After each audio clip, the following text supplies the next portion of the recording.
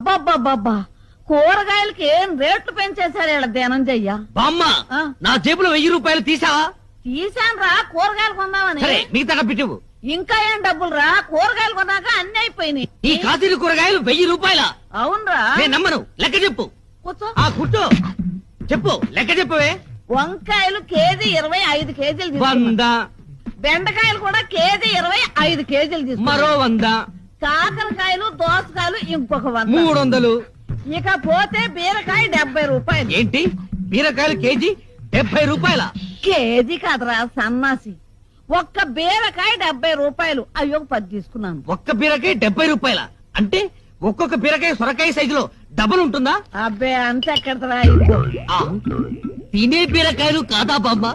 తాగే బీరకాయలు తెచ్చావా? అవునరా. మొదట్లో 2 తాగితే శక్తిగా ఉండి నిద్ర వచ్చేది. ఇప్పుడు 5